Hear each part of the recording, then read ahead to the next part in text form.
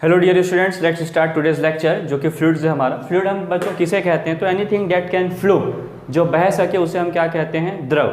और द्रव एक ऐसा है, जैसे कि पिछले लेक्चर में हमने जो लास्ट केस देखा था bulk modulus, sorry second case जो देखा था हमने वो क्या था? शेयर फोर्स, है ना। तो शेयर फोर्स लगा देते तो क्या होता था? वहाँ पर शेयर स्ट्रेन आता था, अपरूपण विकृति। तो फ्लूइड के केस में क्या होता है? अगर आपने थोड़ा भी शेयर फोर्स लगाया, थोड़ा भी अपरूपण बल लगाया, तुरंत वो क्या होगा? बहना चालू हो जाएगा। ठीक है। तो अब आ जाते हैं दूसरा केस। फिर एक चीज़ हमने और देखा था लास्ट लेक्चर में कि यहाँ पर जो मैं तीसरा केस बनाया था बल्क मॉडुलस ऑफ इलास्टिसिटी, जिसको हमने क्या कहा था? आयतन प्रत्यास्थता गुणांक। उसमें हमने बोला था कि भाई एक बॉल लिया था लिक्विड कंटेनर के अंदर और बोला था जो फोर्सेस लग रहे हैं फ्लूइड के कारण, लिक्विड के कारण, वो कैसे होंगे? लंबवत, अभिलंब होंगे, परपेंडिकुलर। उसका रीजन आज देखिए, सपोज करिए लिक्विड कंटेनर है। फ्लूइड मतलब कुछ भी हो सकता है ना, liquids and gases both are fluids, है ना। तरल भी ले लो या गैस, दोनों कैसे हैं? आपके द्रव हैं, ठीक है, जो बह सके। तो इस यहाँ पर फिलहाल मैंने सपोज कर लिया कि पानी है ये, ठीक है ना। और ये जो है यहाँ पर एक ऑब्जेक्ट लिया, इस ऑब्जेक्ट को क्या लिया? क्यूब लिया, घन लिया। ये सरफेसेस हैं A B C D E F G H। चूंकि घन लिया, क्यूब लिया, तो इसके सारे surface area B C G F area E H G F, यानी जितने भी सरफेस एरिया आ रहे हैं इसके, है ना, वो कैसे होंगे? सबके सब बराबर होंगे। हम पढ़ने क्या जा रहे हैं कि फ्लूइड जो फोर्स लगाएगा ना इन सरफेसेस पर, वो कैसा होगा बच्चों? परपेंडिकुलर, ठीक है, लंबवत होगा सतह के। फॉर एग्जांपल ये आपने क्यूब, हालांकि ये क्यूबॉइड है, लेकिन मान लीजिए सरफेसेस ये फ्लूइड के अंदर है, तो जो फ्लूइड इस पे फोर्स लगा रहा है ना, अगर इस सरफेस की बात करूं तो यहाँ फोर्स ऐसे लगेगा, इस सरफेस की बात करूं तो यहाँ फोर्स ऐसे लगेगा, इस सरफेस ऐसे ऐसे ऐसे, मतलब जितने भी सरफेसेस रहेंगे वो सब पर कैसा होगा? परपेंडिकुलर, लंबवत। और वैसे ही अगर आपने घन की जगह पर क्या ले लिया? इस तरीके का स्फेरिकल ले लिया, ऑब्जेक्ट गोला ले लिया, तो क्या होगा? इस गोले के सतह के लंबवत लगेगा बल, ठीक है ना। बल कौन लगा रहा है? ये जो आपने लिक्विड लिया ना, तरल पदार्थ लिया या कोई भी द्रव लिया, वो इस वस्तु पर जो बल लगा रहे हैं, ये जो फ्लूइड लिया वो इस ऑब्जेक्ट पर जो फोर्स एक्सर्ट कर रहा है जब ये इसके अंदर है। और कंडीशन क्या है? ये जो फ्लूइड है, द्रव है, किसमें? रेस्ट में, मतलब विराम अवस्था में। तो ये जो फोर्सेस लगेंगे वो हमेशा कैसे होंगे? परपेंडिकुलर। तो अगर मैं स्फीयर की बात करूं तो इसके हर पॉइंट पर परपेंडिकुलर कैसा होता है? उसका रेडियस। तो जो भी फोर्सेस लगेंगे ना उसके रेडियस के अलॉन्ग ही रहेंगे, है ना, त्रिज्या के अनुदिश। नाउ द क्वेश्चन अराइजेस, ऐसा क्यों? ऐसा इसलिए होता है कि अगर ये फोर्स थोड़ा भी टेढ़ा लगता है इस तरीके से, तो क्या होता? इसका एक कंपोनेंट जो है, घटक है, वो इस सरफेस के पैरेलल आता, है ना। जैसे कि ये फोर्स ऐसा लगा तो एक कंपोनेंट इसके पैरेलल आएगा। और न्यूटन्स थर्ड लॉ के अकॉर्डिंग अगर फ्लूइड इस सरफेस के पैरेलल फोर्स लगा रहा है इस ऑब्जेक्ट पर, तो ऑब्जेक्ट भी फ्लूइड पर पैरेलल फोर्स लगाएगा अपोजिट डायरेक्शन में। और जैसे ही फ्लूइड पर फोर्स लगेगा वो रेस्ट में ना रह के किस में आ जाएगा बच्चों? मोशन में आ जाएगा। जो कि हमने जो एजम्पशन लिया था तो क्या हो गया? गलत हो गया। इसका मतलब ये है कि जब कभी भी क्या है कि फ्लूइड जो है वो रेस्ट में है, द्रव विराम अवस्था में है, तो उसके द्वारा इस ऑब्जेक्ट पर जो भी बल लगेगा वो परपेंडिकुलर ही लगेगा, अन्यथा वो रेस्ट में नहीं रह पाएगा। नेक्स्ट क्वांटिटी होता है प्रेशर। प्रेशर हम जनरली कैसे डिफाइन करते हैं? नॉर्मल फोर्स बाई उसका कवरेज एरिया, कितने जगह पर लग रहा है। सपोज करिए मैंने यहाँ पर ना मार्कर कितना फोर्स लगाया? 10 न्यूटन लगाया, ठीक है। तो जब मैं 10 न्यूटन फोर्स लगाया तो ये मार्कर जो है वो कितने एरिया पर लगा? तो आप देखोगे गोला जैसे यहाँ पर पड़ गया है, जितने एरिया पर इसका ये। तो मैं प्रेशर के लिए कौन सा एरिया लूँगा? ये एरिया लूँगा जितने पर ये फोर्स काम कर रहा था। समझ में आया? और ध्यान देंगे जो फोर्स आता है ये कैसा होता है? नॉर्मल फोर्स, ऐसे टेढ़ा वाला, क्योंकि टेढ़ा फोर्स नहीं लेंगे। अब मैं 10 न्यूटन इस तरीके से ऐसे लगा रहा हूँ, मैं पूरे 10 न्यूटन को नहीं लूंगा, मैं 10 न्यूटन का वो कंपोनेंट लूंगा जो इस सरफेस के कैसा हो? परपेंडिकुलर, लंबवत हो। तो 10 न्यूटन का ये कंपोनेंट लूंगा। क्यों? क्योंकि जो दूसरा कंपोनेंट है पैरेलल वाला, वो तो कोई प्रेशर एक्सर्ट करेगा ही नहीं। समझ में आ रहा है? इसलिए प्रेशर में हमेशा क्या होगा? Normal force by coverage area, that is अभिलंब बल बटा क्या होगा? क्षेत्रफल। और यहाँ पर जो हम देखो हर बार एवरेज निकालते हैं ना, तो एवरेज हो गया ये तो पूरा क्षेत्रफल। लेकिन अब छोटा, सपोज करिए कि आपको कोई बहुत छोटा पॉइंट दे दिया, मतलब पॉइंट तो नहीं, पॉइंट साइज का, तो उसका एरिया क्या होगा? बहुत छोटा हो जाएगा। तो उस पर्टिकुलर पॉइंट पर जो प्रेशर आएगा हम लिखेंगे कैसे? Limited tends to 0 F/A। अब इसके यूनिट्स कितने हैं? एक होता है आपके पास पास्कल, ठीक है, साइंटिस्ट के नाम में है ये। पास्कल स्ट्रेस का भी यूनिट था, लेकिन दोनों अलग अलग क्वांटिटीज है, ध्यान देंगे। दूसरा एक यूनिट होता है 1 बार, तो 1 बार में 10⁵ पास्कल होता है। एक यूनिट होता है आपका 1 torr, TOR, 1 torr is equal to 133 pascal. और बच्चों ये जो एक है 1 एटमॉस्फेयर जिसे हम कहते हैं, एटमॉस्फेरिक प्रेशर। तो 1 एटमॉस्फेयर की बात करें तो ये प्रेशर है कहाँ पर? सी लेवल पर। तो 1 एटमॉस्फेयर में कितने होंगे आपके? 1.013 × 10⁵ पास्कल। और इसी को हम 76 मरकरी कॉलम भी बोलते हैं। देखो मरकरी कॉलम मतलब क्या होता है, जैसे आपने एक टेस्ट ट्यूब लिया ना और उसमें 76 सेंटीमीटर हाइट तक मरकरी को भर दिया, तो उसके बेस में आधार पर जो प्रेशर जनरेट होगा इस मरकरी कॉलम के कारण, और वो कितना होगा 1 एटमॉस्फेयर 76। वैसे ही जब 1 टॉर की हम बात करें तो 1 mmHg कॉलम होता है। तो ये तमाम यूनिट्स हैं, आगे काम आएंगी। प्रेशर कैसा क्वांटिटी है, डायरेक्शन तो डेफिनेटली रहता है लेकिन स्केलर है, ठीक है, क्योंकि आप इसको एल्जेब्रिकली जोड़ सकते हो, वेक्टर लॉ लगाने की जरूरत नहीं है। अगला क्वांटिटी होता है density. Density is nothing but 6वीं से पढ़ते आ रहे हो 6th स्टैंडर्ड से, मास बाय वॉल्यूम। गैसेस की बात करें तो डेंसिटी कांस्टेंट है नहीं, ठीक है, क्योंकि वो कंप्रेस हो जाते हैं, है ना। दूसरा चीज लिक्विड्स की बात करें तो लिक्विड में जैसे कि मोस्ट इंपॉर्टेंट जो लिक्विड है वाटर है हमारे पास, तो वाटर का जो डेंसिटी हम अभी तक लेते हैं ना 1000 kg पर मीटर क्यूब, वो उसका डेंसिटी कब है 4 डिग्री सेल्सियस पर, दैट इज 277 केल्विन पर। तो देखो लिक्विड्स में भी क्या होता है, तरल पदार्थों में भी ताप के साथ उसमें घनत्व में अंतर पड़ता है ना। Density varies as per the temperature of the liquid changes, but when we take at 4 degree Celsius it is fixed, है ना, फॉर वाटर। अगर जल की बात करें 4 डिग्री सेल्सियस पर तो 10⁻³ kg पर मीटर क्यूब। और ये वाटर का डेंसिटी टेम्परेचर के साथ कैसे बदलता है, ये 2-3 चैप्टर के बाद हम देखेंगे, मतलब आज से दूसरे या तीसरे लेक्चर में आएगा। रिलेटिव डेंसिटी जो है, अपेक्षिक घनत्व है, वो क्या होता है, रिलेटिव आ गया, कंपेयर कर रहे हैं, तुलना कर रहे हैं, किससे कर रहे हैं, डेंसिटी ऑफ वाटर से। तो जब कभी भी किसी सब्सटेंस का हमको रिलेटिव डेंसिटी निकालना है, लेट अस सपोज कि यहाँ S कोई भी सब्सटेंस है, पदार्थ है, जिसका रिलेटिव डेंसिटी अपेक्षिक घनत्व निकालना है, तो वो क्या होता है, उस सब्सटेंस का डेंसिटी, उस पदार्थ का घनत्व बटा पानी, जल का घनत्व, density of water at 4 degree Celsius. तो चूंकि डेंसिटी ऊपर नीचे जो भी डायमेंशन क्वांटिटी आएंगे सब कैंसिल हो जाएंगे, डायमेंशन जो भी आएंगे वो, तो डायमेंशन लेस हो जाएगा ये, है ना। बिकॉज देखो कभी भी ना सेम क्वांटिटी का अगर आप रेशो लोगे तो बच्चों ऊपर नीचे यूनिट सेम होगा तो डायमेंशन लेस हो जाएगा, विमा रहित हो जाएगा। तो एक एग्जाम्पल जैसे लिया, एल्यूमिनियम का रिलेटिव डेंसिटी अपेक्षिक घनत्व है 2.7, तो उसका एक्चुअल डेंसिटी क्या होगा, घनत्व। इसी फॉर्मूले को पुट करोगे तो आपका आ जाएगा 2 मतलब 2700 kg पर मीटर क्यूब, 2700 kg पर मीटर क्यूब। तो मैंने पहले भी कहा था इस चैप्टर में बच्चों डोज ज़्यादा रहेगा, है ना, लेंथी, थोड़ा सा पिछले चैप्टर से बड़ा है, टॉपिक्स भी ज़्यादा हैं, तो अच्छे से बैठिए, ठीक है, नोट कर लीजिए। बच्चों पास्कल का नियम देखते हैं। ये पास्कल का नियम किसी भी तरल के लिए है, तरल माना फ्लूइड, है ना। फ्लूइड में दो चीजें हैं, एक है लिक्विड जिसे द्रव कहते हैं और दूसरा है गैस। तो ये क्या कहता है पास्कल का नियम का स्टेटमेंट 1 कि मैंने एक पात्र लिया, कंटेनर लिया और ये फ्लूइड से भरा हुआ है, तरल से भरा हुआ है, तो ए और बी एक समान ऊंचाई पर है या समान स्तर, सेम लेवल पर है, और सी और डी भी कैसे हैं, सेम लेवल पर हैं, ठीक है ना। तो pressure at A is equal to pressure at B होगा और P C is equal to क्या होगा, पी डी। मतलब समान स्तर पर अगर आप द्रव में कोई भी दो बिंदु लेते हो, दो से जितने भी बिंदु ले ले और वो सभी बिंदु एक समान ऊंचाई पर हैं, तो सब पर दाब क्या होगा, सेम होगा, है ना। तो उसी को मैंने लिखा, pressure in A fluid at rest is same at all points on the same height. Next is variation of pressure with depth. गहराई के साथ दाब में परिवर्तन क्या होता है, तो ये तो आप सबको पता है। जैसे कि आप पानी में जैसे तैर रहे हो, है ना, तो आप सरफेस पर रहोगे तो प्रेशर अलग है, जैसे जैसे आप नीचे जाते जाओगे पानी का जो प्रेशर आएगा आप पर वो क्या होगा, बढ़ते जाएगा। तो किसी भी फ्लूइड के लिए, तरल के लिए, जैसे जैसे आप गहराई में जाते हैं दाब क्या है बच्चों, बढ़ते जाता है। तो मैंने यहाँ पर 3 बिंदु लिए हैं, इसका तो डेरिवेशन भी आपने 11th में किया हुआ है। पॉइंट ए सी बी, ए सी के बीच का गैप है h1, सी बी के बीच का गैप है h2 और ये ए और बी के बीच का गैप कितना है h। तो देखोगे पी सी माइनस पी क्या होगा, रो जी h1। व्हाट इज रो, ये जो भी आपने तरल लिया है ना फ्लूइड, उसका डेंसिटी घनत्व क्या है, रो। जी तो आपको पता है क्या होता है ना, एक्सेलरेशन ड्यू टू ग्रेविटी, और ये h1 या हाइट। मतलब कि जितना आप नीचे जाते जाओगे उतना प्रेशर क्या होगा, बढ़ते जाएगा। प्रेशर किसके कारण, इस फ्लूइड के कारण। वैसे ही अगर मैं Pb माइनस Pc करूं, मतलब pressure at B minus pressure at C, तो अंतर कितना आएगा, रो जी h2।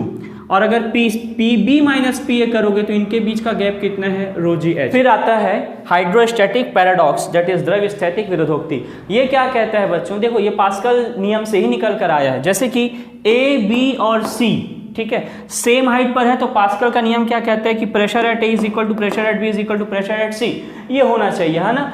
लेकिन आप देखोगे तीनों का जो कंटेनर है, पात्र है, उसका शेप क्या है, अलग है। यही हाइड्रोस्टैटिक पैराडॉक्स है। मतलब कि ये जो प्रेशर यहाँ पर है, आ रहा है, वो इसके शेप और साइज पर डिपेंड नहीं करता कंटेनर के, वो सिर्फ और सिर्फ किस पर डिपेंड कर रहा है, हाइट के। तभी तो ये प्रेशर यहाँ पर क्या है, बराबर है। अगर आप इसको इस तरीके से कुछ उटपुटांग शेप भी ले लेते, सपोज करो ऐसे करके कुछ ले लिया, तब भी क्या होता है, ये पानी है, अगर पानी ले लिया तो पानी कितने हाइट तक आता है, इसमें सी तक ही आता है, आई मीन सॉरी सी से कितना हाइट ऊपर जाता है, एच तक। तो आप समझ रहे हैं ना कि सेम लेवल है तो प्रेशर क्या होगा, सेम होगा, वो उसके कितना वॉल्यूम आ रहा है उस पर डिपेंड नहीं करता। बच्चों पास्कल्स लॉ का नेक्स्ट स्टेटमेंट जो है वो ये बताता है कि कभी भी किसी फ्लूइड पर अगर आपने प्रेशर लगाया, एक्सटर्नल प्रेशर किसी भी एक पॉइंट पर लगाया फ्लूइड के, तो वो जो एक्सटर्नल प्रेशर लगाया आपने वो फ्लूइड के हर डायरेक्शन पर क्या होगा, इक्वली ट्रांसमिट हो जाएगा। तो एक्चुअल में ये जो सेकंड स्टेटमेंट है ना पास्कल लॉ का, ये क्या है, प्रेशर ट्रांसमिशन के लिए इन्होंने बताया हुआ है। ठीक है, मतलब बाह्य दाब लगाया आपने किसी भी तरल पर, किसी भी बिंदु पर, तो वो जो बाह्य दाब है उस तरल के प्रत्येक बिंदु पर समान रूप से क्या होगा, संचरित हो जाएगा। इसको समझते हैं एक एग्जांपल से।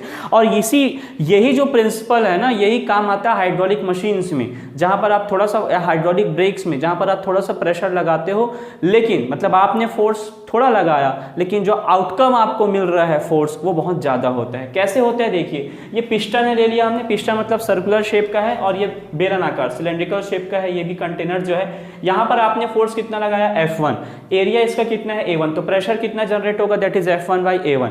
तो देखो क्या कहता है, ये यहाँ पर प्रेशर P1 जनरेट हुआ, इसका मतलब according to this Pascal's law ये P1 प्रेशर ना इस कंटेनर के हर पॉइंट पर लगेगा, यहाँ भी P1, यहाँ भी P1, यहाँ भी P1, मतलब फ्लूइड के हर पॉइंट पर अगर आप प्रेशर देखोगे तो ये P1 इक्वली क्या होगा, ट्रांसमिट हो जाएगा, संचरित हो जाएगा। तो ऐसे करते करते करते करते P1 यहाँ तक पहुँच जाएगा दूसरे पिस्टन पर। तो यहाँ पर प्रेशर P1 लग रहा है लेकिन फोर्स कितना है, लेट अस सपोज फोर्स लग रहा है F2, तो force is equal to pressure into area.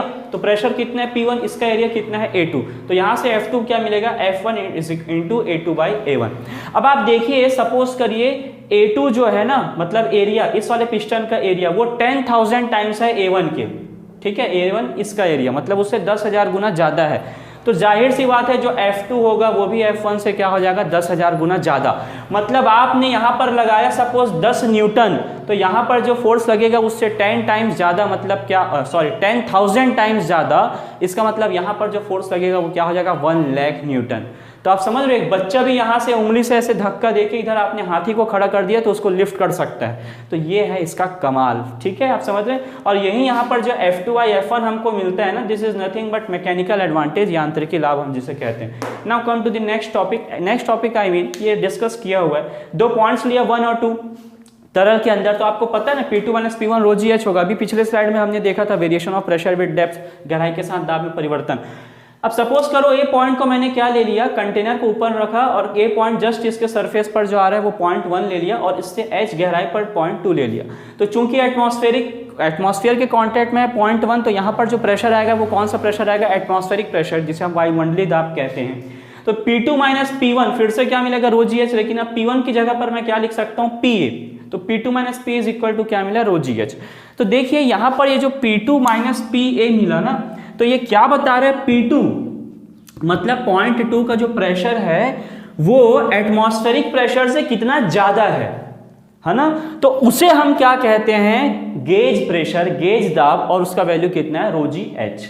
ठीक है, और जब आप एक्चुअल में P2 को लिखोगे तो ये P2 का एक्चुअल वैल्यू है कि भाई 0 से कितना ज्यादा है, तो वो क्या होता है, उसका एब्सोल्यूट प्रेशर। अगर हम इस तरीके से लाइन बनाए, ये 0 प्रेशर का लाइन हो गया, निर्वात या वैक्यूम की स्थिति, ये एटमॉस्फेरिक प्रेशर हो गया, वायुमंडलीय दाब, और ये हमने जो P2 पॉइंट लिया वो हो गया।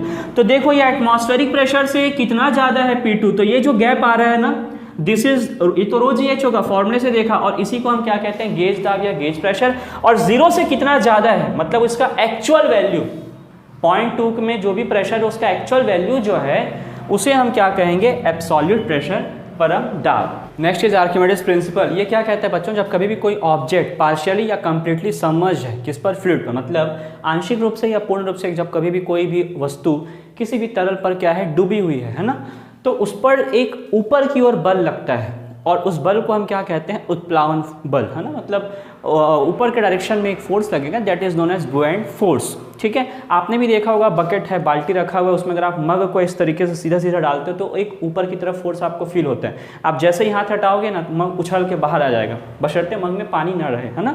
ठीक है, तो यहाँ पर अब इसमें आ जाइए, क्या होता है कि देखो वो फोर्स क्यों आ रहा है उसको थोड़ा सा स्टडी कर लेते हैं। ये ऑब्जेक्ट लिया तो यहाँ पर प्रेशर लगा P1, यहाँ पर जो प्रेशर आ रहा है बच्चों दैट इज P2, और ये जो गैप है ना इसको हमने क्या ले लिया H, हाइट जो है। तो नेट अपवर्ड डायरेक्शन में जो फोर्स होगा this is nothing but P2A। यहाँ पर जो फोर्स लगेगा ऊपर की तरफ, ये जो फोर्स लगे ना ऊपर की तरफ, वो क्या होगा P2 इंटू एरिया, एरिया हमने क्या लिया A, माइनस डाउनवर्ड डायरेक्शन में जो फोर्स आएगा that is P1 into area, area क्या लिया A। तो यही जो नेट अपवर्ड डायरेक्शन में फोर्स लग रहा है प्रेशर डिफरेंस के कारण, है ना, उसी को हम क्या कहते हैं बुएंट फोर्स या उत्प्लावन बल। तो ये कितना आ गया आपका P2 माइनस P1 इंटू ए, और P2 माइनस P1 अभी हमने थोड़ी देर पहले क्या निकाला, रो GHA। तो यही मैं कहना चाह रहा था, देखो FB को अगर आपको बढ़ाना है तो आपको क्या करना पड़ेगा, एरिया ऑफ जो है ना उसको बढ़ाना पड़ेगा। इसी सिद्धांत पर आधारित है बच्चों नाव। देखो लोहा डूब जाता है लेकिन उसी लोहे का जो नाव है, शिप है, वो क्या है, डूबता नहीं है। ठीक है, क्यों, एरिया जो है सरफेस एरिया वो आपने क्या है बढ़ा दिया, तो बुओयंट फोर्स जो है वो क्या होता है बढ़ जाता है। मतलब इस प्रिंसिपल का वहाँ पर कहीं ना कहीं हम यूज़ करते हैं। अब अगला आ जाते हैं, इसी को अगर मैं लिखना चाहूँ तो AH को मैंने जब लिया तो AH क्या हो जाएगा, इस सिलेंडर का वॉल्यूम, क्योंकि A इसका cross sectional area, H height, तो ये हो गया वॉल्यूम। अब देखो जो इस ऑब्जेक्ट का वॉल्यूम रहेगा उतना ही, सपोज करो ये पानी है ना, तो जो इस ऑब्जेक्ट का वॉल्यूम है जो इस पर डूबा है, तो जो इसका खुद का वॉल्यूम है उतना ही वॉल्यूम का पानी ये क्या करेगा, डिस्प्लेस करेगा या विस्थापित करेगा। ये पूरा डूब गया है तो इसका पूरा वॉल्यूम की इतना ये जो लिक्विड है वो डिस्प्लेस कर देगा। अगर ये आधा डूबे रहता तो उतना वॉल्यूम डिस्प्लेस करता। मतलब कहने का ये है कि वस्तु का जितना आयतन डूबा हुआ है उतना आयतन का तरल वो विस्थापित कर देगा, है ना। जितना भी पोर्शन ऑब्जेक्ट का जो है सबमर्ज्ड है उतने पोर्शन के वॉल्यूम का फ्लूइड वो क्या करेगा, डिस्प्लेस करेगा। तो वही मैंने यहाँ लिखा वॉल्यूम ऑफ ऑब्जेक्ट, और इसी V को मैंने फिर नीचे क्या लिख दिया, वॉल्यूम ऑफ फ्लूइड डिस्प्लेस्ड, विस्थापित तरल का क्या है वो आयतन। और ये जो रो है यहाँ से आया रो GH, ये किसका रो है बच्चों, वस्तु का नहीं है, किसका है, तरल का है, दैट इज फ्लूइड। तो फाइनली फॉर्मूला क्या मिला FB का, बुओयंट फोर्स का, density of the fluid into volume of fluid. Density into volume क्या हो जाएगा, मास। तो यहाँ पर आएगा मास, लेकिन कौन सा मास आया ये, जो फ्लूइड डिस्प्लेस हुआ, विस्थापित तरल का द्रव्यमान, that is mass of the displaced fluid, into हम किससे कर रहे हैं, G से, और ये F वही दर्शा रहा है फ्लूइड। तो बच्चों नेट बुओयंट फोर्स का जो फॉर्मूला है ना वो डायरेक्ट ये आता है। इतना मैंने इसलिए बताया ताकि आपको थोड़ा सा कॉन्सेप्ट भी क्लियर हो। तो बुओयंट फोर्स का फॉर्मूला क्या हो गया direct, that is weight of the fluid displaced, विस्थापित तरल का भार। जितना ज़्यादा ये फ्लूइड डिस्प्लेस करेगा उतना ज़्यादा बुओयंसी फोर्स उसमें लगेगा, उत्प्लावन बल। अब वस्तु का आभासी भार, चूंकि क्या हो रहा है यहाँ पर एक फोर्स ऊपर की तरफ लग रहा है ना, बुओयंट फोर्स, और इसका सेंटर ऑफ मास से एक फोर्स ऐड करेगा दैट इज वेट। तो जो अपारेंट वेट आएगा, आभासी भार, जैसे हमने लिफ्ट में निकाला था वेट चेंज हो जाता था आभासी भार, वैसे यहाँ पर चेंज होगा। तो नेट डाउनवर्ड डायरेक्शन में फोर्स कितना है, mg, और अपवर्ड डायरेक्शन में लग रहा है बुओयंट फोर्स। तो ये जो आया ना this is nothing but mg minus FB is nothing but आभासी भार, दैट इज अपैरेंट वेट। पहला इक्वेशन जो आता है equation of continuity, that is सातत्य समीकरण। ये क्या कहता है बच्चों, अगर फ्लो आपका स्टडी है और फ्लूइड इनकम्प्रेसिबल है। स्टडी मतलब क्या हो गया, अपरिवर्ती प्रवाह और असंपीड्य तरल। देखो इसका मतलब ये होता है, सबसे पहले स्टडी अपरिवर्ती को समझते हैं। ये आप एक ये देखो ये बना ऐसा है लेकिन इसका क्रॉस सेक्शन बोर्ड के परपेंडिकुलर है, तो इस क्रॉस सेक्शन के हर पॉइंट पर वेलोसिटी जो होगा ना फ्लूइड का वो क्या होगा, सेम, दैट इज V1। तो ऐसे फ्लूइड को हम क्या कहते हैं, स्टडी फ्लो। किसी भी क्रॉस सेक्शन पर देखिए, यहाँ पर अगर आप देख लेते हो तो कोई भी पॉइंट लेते हो तो यहाँ पर जो इसका वेलोसिटी रहेगा, लेट अस सपोज V3 है, तो इसके हर पॉइंट पर V3 रहेगा। तो फिलहाल के लिए हमने यहाँ पर लिया, जहाँ से फ्लूइड एंटर लिया वहाँ पर वेलोसिटी V1, और जहाँ से फ्लूइड तरल निकल रहा है तो यहाँ पर जो क्रॉस सेक्शन देखूंगा तो इसके हर पॉइंट पर जो वेलोसिटी होगा वो क्या हो जाएगा आपका V2। और इनकम्प्रेसिबल असंपीड्य मतलब फ्लूइड के हर पॉइंट पर डेंसिटी जो है वो क्या रहना चाहिए, सेम रहना चाहिए, घनत्व कैसा रहना चाहिए, एक समान। तो ऐसे फ्लो के लिए क्या होता है, A1 V1 is equal to A2 V2। ए आप देख रहे हैं एरिया, यहाँ पर V1 वेलोसिटी, A2 और V2। और ये किस पर आधारित है बच्चों, इसका डेरिवेशन जब हम करते हैं it is based on conservation of mass, संहति संरक्षण के सिद्धांत पर ये आधारित है बच्चों। Next is Bernoulli's principle, Bernoulli का सिद्धांत। तो देखिए इस पूरे चैप्टर में हम जो फ्लूइड ले रहे हैं वो कैसा ले रहे हैं, इनकम्प्रेसिबल, असंपीड्य मतलब घनत्व कहीं पर भी परिवर्तन ना हो, डेंसिटी चेंज ना हो, है ना। दूसरा हम क्या मान के चल रहे हैं कि फ्लो कैसा है, स्टेडी है, अपरिवर्ती प्रवाह। स्टेडी फ्लो को अभी मैंने डिस्कस किया हुआ था थोड़ी देर पहले।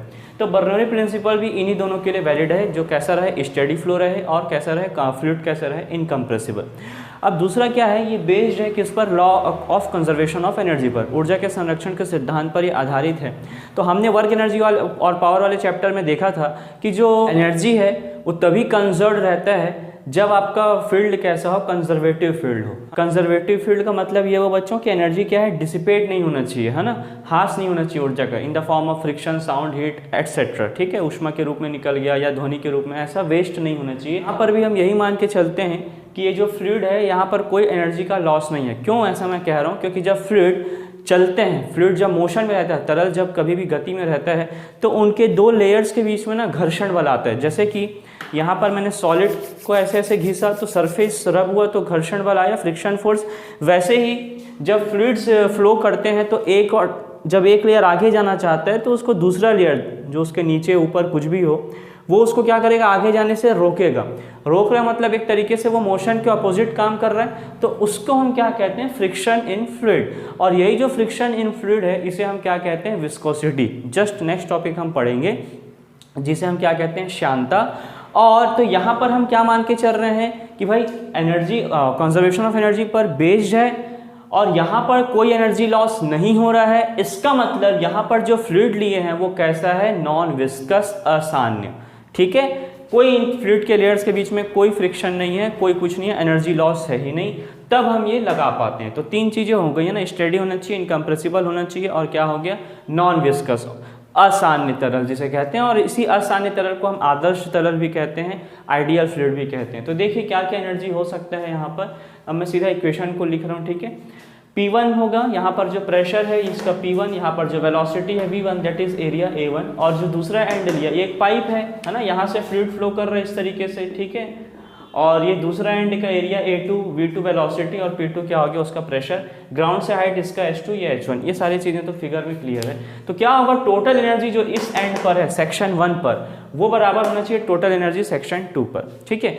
तो अभी तक हमने क्या देखा था, सॉलिड के लिए भाई दो एनर्जीज होती थी, काइनेटिक और पोटेंशियल। लेकिन जब बात आ जाता है फ्लूइड का ना, तरल का, तो एक एनर्जी और उसमें जोड़ देते हैं हम, जिसे हम क्या कहते हैं, दाबी ऊर्जा, दैट इज प्रेशर एनर्जी। वो भी एक किस्म का एनर्जी है, प्रेशर एनर्जी, क्योंकि यहाँ पर प्रेशर में डिफरेंस होने के कारण ही पानी जो है वो ऊपर क्या होगा, चढ़ पाएगा।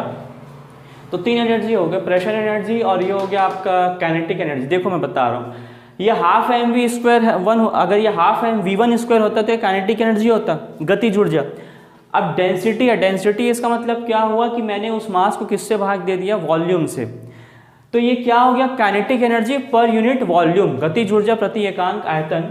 वैसे ही mgh1 होता तो क्या हो जाता, ये हो जाता बच्चों पोटेंशियल एनर्जी, मतलब स्थितिज ऊर्जा। लेकिन यहाँ पर रो लिखा है, इसका मतलब क्या हुआ, मैंने उसको किससे भाग दे दिया, वॉल्यूम, आयतन से भाग दे दिया। इसका मतलब ये क्या हो गया, that is potential energy per unit volume, स्थितिज ऊर्जा प्रति एकांक आयतन। तो ये एक तरीके से किसी भी पॉइंट पर अगर मैं देखता हूँ, तो एक पॉइंट मैंने यहाँ लिया, एक पॉइंट यहाँ लिया, अगर मैं इनके बीच किसी भी पॉइंट पर देखता हूँ तो हर पॉइंट पर ये जो तीन एनर्जी है इनका जो सम है, योग है, वो हमेशा कैसे रहेगा, कांस्टेंट, मतलब एक स्थिरांक आएगा या नियत रहेगा आप कह सकते हो। इसी को कहते हैं बर्नौली इक्वेशन। तो ये मैंने यहाँ जो बताया है वो सारी चीज़ें मैंने यहाँ पर लिख दी है, ठीक है।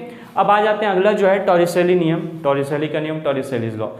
टॉरिसेली लॉ क्या बताता है, speed of efflux, efflux is nothing but outward flow, है ना, जैसे कि बहिर्वाह जिसे हम कहते हैं। जैसे कि ये मैंने एक टंकी लिया, टैंक ले लिया, और यहाँ पर आप देख पा रहे हो ये टैप है, समझ लो, ठीक है, होल है यहाँ पर। तो जाहिर सी बात है बच्चों कि यहाँ से पानी क्या होगा, बाहर जाएगा, ठीक है। ये सेक्शन हमने 2 लिया और ये सेक्शन हमने 1 लिया।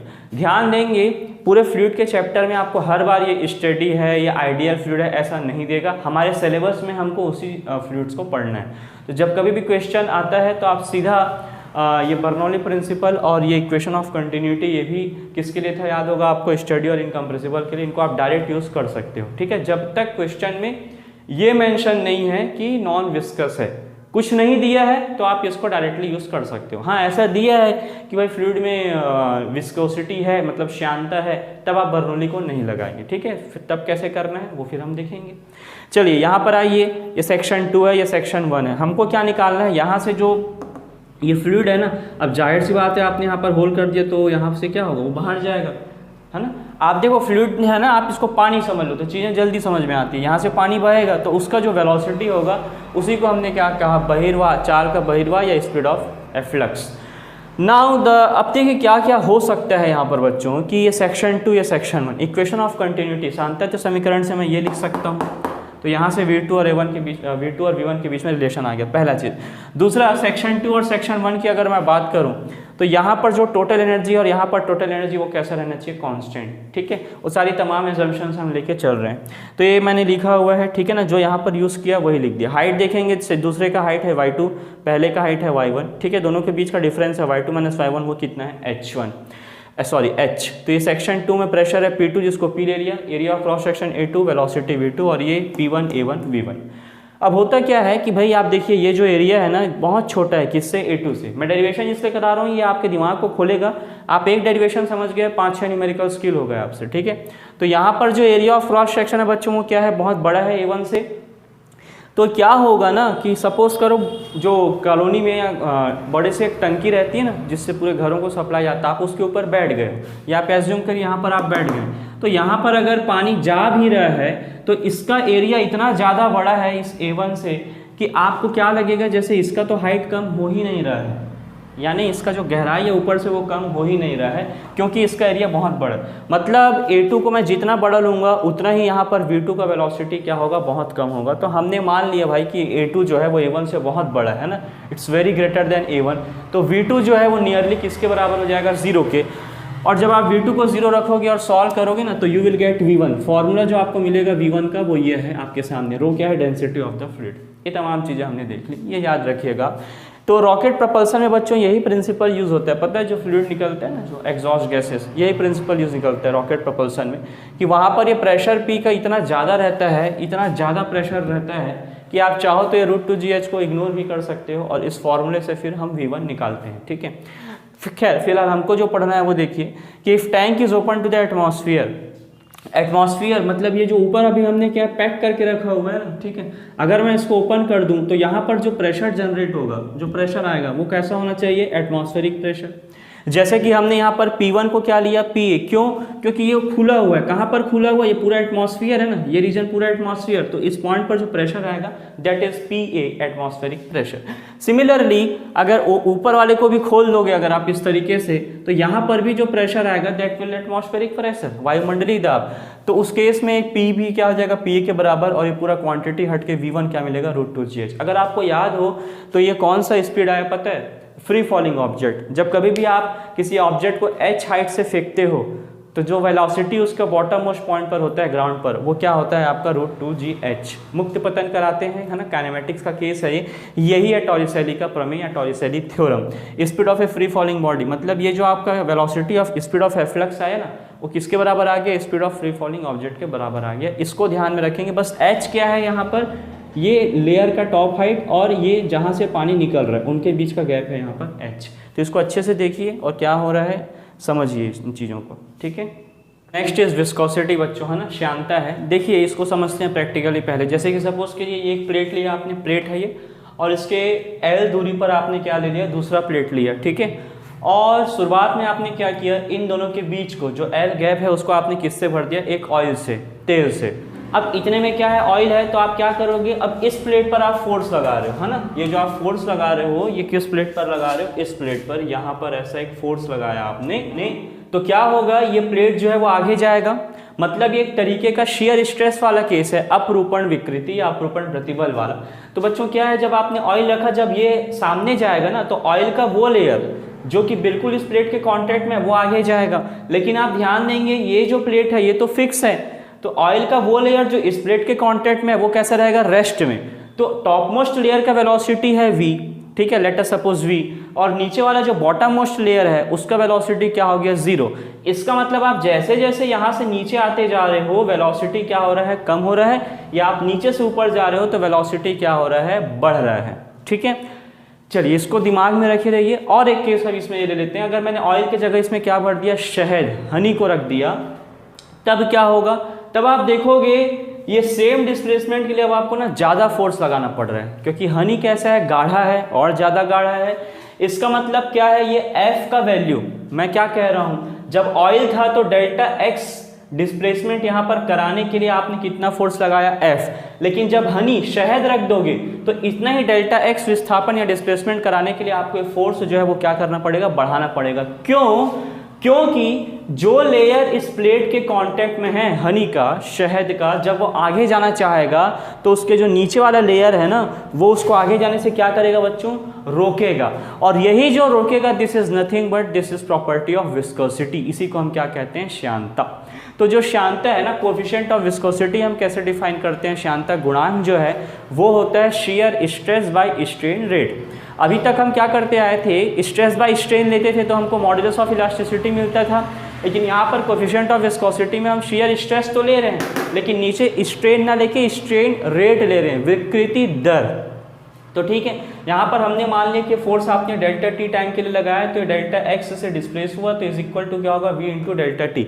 अब ध्यान दें, जब कभी भी हम शियर स्ट्रेन कहते हैं या शियर स्ट्रेस कहते हैं तो शियर स्ट्रेस क्या होता है, ये जो फोर्स लगा वो डिवाइडेड बाय कौन सा एरिया आता था, वही एरिया जो कि क्या है, इस ऊपर वाले लेयर के कांटेक्ट में है। पर हम शियर स्ट्रेस लेंगे तो क्या आएगा, फोर्स बाय एरिया। तो फोर्स तो आपने देख लिया एफ, और एरिया कौन सा आएगा बच्चों, ये प्लेट का एरिया ही आएगा। और एरिया कौन सा आएगा, प्लेट का वो एरिया जो कि इस यहाँ पर जो भी आपने तरल रखा, फ्लूइड रखा, उसके कांटेक्ट में है, क्योंकि वही तो उसको आगे जाने से क्या कर रहा है, रोक रहा है। तो फिर हमने उसको किसके बराबर ले लिया, प्लेट के एरिया के बराबर ले लिया। तो शियर स्ट्रेस क्या हो गया, एफ बाई ए। अब नीचे क्या आना है हमारे पास, शियर स्ट्रेन, विकृति दर। तो कभी भी दर आ गया, रेट आ गया, मतलब उस क्वांटिटी को आप टाइम से डिवाइड कर रहे हो। तो स्ट्रेन क्या होगा यहाँ पर, डेल्टा एक्स बाई एल। याद करिए शियर स्ट्रेन यही फॉर्मूला होता था, डेल्टा एक्स बाई एल। तो लिखा डेल्टा एक्स बाई एल, ये तो शियर स्ट्रेन हुआ। रेट किया मतलब अपॉन क्या करेंगे, डेल्टा टी। तो ये क्या मिलेगा, delta X by delta T क्या हो जाएगा यहाँ से, v, और ये अपॉन एल। तो फाइनली फॉर्मूला आ गया eta is equal to F L by A V. तो ये एसआई यूनिट इसका पॉजिटिवली होता है, और इसको और क्या कहते हैं, न्यूटन सेकंड पर मीटर स्क्वायर। ये यहीं से आया है ना, इस फॉर्मूले से आया, ठीक है। न्यूटन सेकंड पर मीटर स्क्वायर और पास्कल सेकंड, क्योंकि न्यूटन पर मीटर स्क्वायर क्या हो गया, पास्कल। और ये आप जो है ml minus one T minus one, ये इसका डायमेंशनल फॉर्मूला हो गया। हमेशा क्या होता है, लिक्विड्स के लिए टेम्परेचर बढ़ने पर विस्कोसिटी जो है बच्चों वो कम होता है, क्योंकि ईटा कम होगा।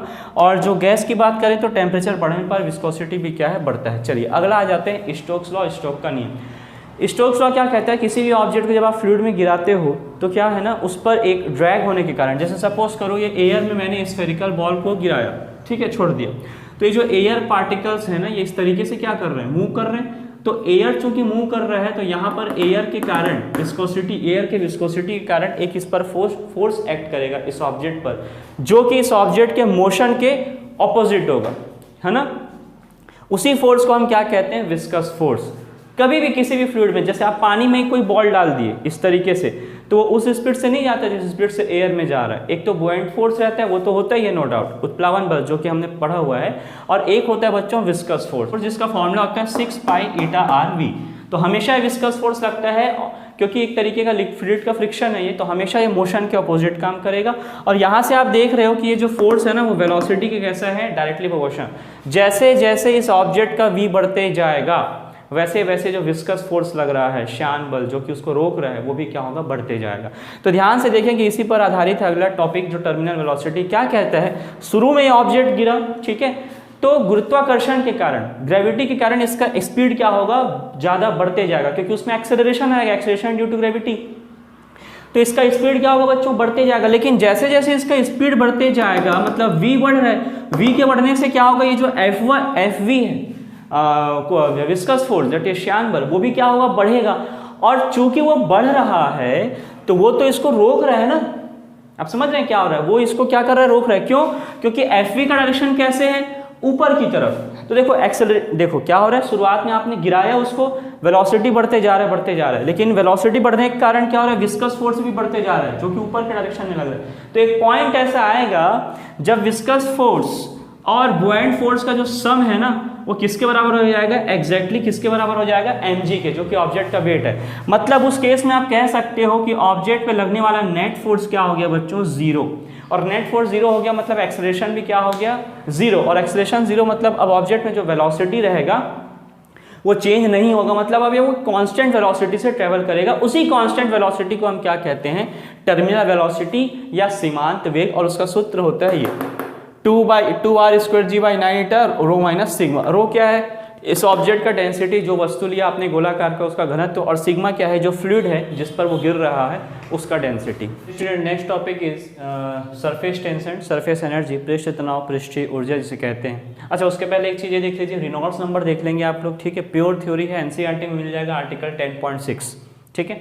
चलिए सरफेस टेंशन में आ जाते हैं। देखो बच्चों, ये एक लिक्विड में होता है, ये है ना, गैसेस में नहीं होता। क्यों? क्योंकि फ्री सरफेस लिक्विड का होता है, गैसेस का कोई फ्री सरफेस नहीं होता, ठीक है।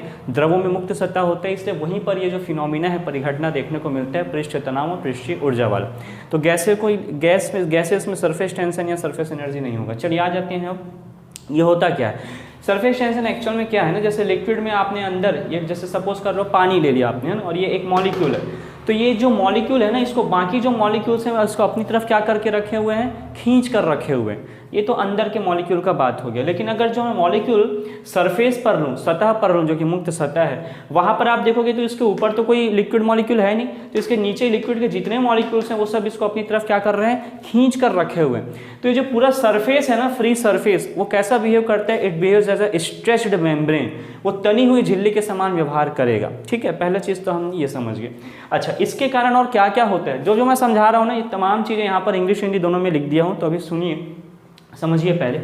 इसके कारण दूसरा चीज़ क्या होता है कि भाई कोई भी फ्री सरफेस है लिक्विड का, उसका टेंडेंसी क्या रहता है कि वो मिनिमम सरफेस एरिया, न्यूनतम क्षेत्रफल बनाए। तो इसलिए कोई भी, जैसे आपने देखा ना, लिक्विड ड्रॉप लिया या इस तरीके से ड्रॉप्स का जो शेप रहता है वो कैसा रहता है, स्फेरिकल, क्योंकि दिए गए वॉल्यूम के लिए स्फीयर का जो है वो मिनिमम एरिया होता है। वो किसके कारण, सरफेस टेंशन, क्योंकि पूरे लिक्विड मॉलिक्यूल्स जो सरफेस पर उनको आप क्या करो, खींच कर रखे हुए, तो उनका टेंडेंसी क्या रहता है, मिनिमम सरफेस एरिया बनाने का। ये हो गया दूसरा पॉइंट। तीसरा पॉइंट यह है बच्चों कि चूंकि ये इसको अपनी तरफ खींच कर रखे हुए हैं, ये कुछ इसी तरीके से है जैसे हमने बाइंडिंग एनर्जी पढ़ा था ना, सैटेलाइट अर्थ के बाहर मूव कर रहा है तो अर्थ सैटेलाइट को पकड़ के खींच कर रखा हुआ है, तो वहाँ पर जो पोटेंशियल एनर्जी आता था नेगेटिव, ऋणात्मक। और मैंने बताया था नेगेटिव पोटेंशियल एनर्जी मतलब सिस्टम में जो फोर्स है वो कैसे है, अट्रैक्टिव फोर्स, आकर्षण बल। वैसे ही यहाँ पर क्या हो रहा है कि यहाँ पर ना पोटेंशियल एनर्जी इनका कैसा है, नेगेटिव पोटेंशियल। क्यों? क्योंकि इसको अपनी तरफ खींच कर रखे हुए। इसीलिए जब आप इसको गैस में परिवर्तन करना चाहते हो, मतलब इवापोरेशन होता है जब इसका, या वेपराइजेशन करना चाहते हो, तो आपको एक्स्ट्रा एनर्जी इसमें देना पड़ता है, तब जाके ये मॉलिक्यूल्स इसके अट्रैक्शन फोर्स को ओवरकम करके बाहर जाता है। तो ये दूसरा हो गया। इसका मतलब ये हो गया कि जितने भी फ्री सरफेसेस हैं उनके पास एक एडिशनल एनर्जी है, समझ में आया, एक अतिरिक्त ऊर्जा है, और इसी को हम क्या कहते हैं, पृष्ठीय ऊर्जा। This is known as surface energy, ठीक है। और बच्चा जो पोर्शन है हमारा वो अब हम नेक्स्ट लेक्चर में कंटिन्यू करेंगे, और फिर मैकेनिकल प्रॉपर्टीज ऑफ फ्लूइड्स की थ्योरी को कंप्लीट करने के बाद फिर न्यूमेरिकल्स में जाएंगे। Okay, thank you.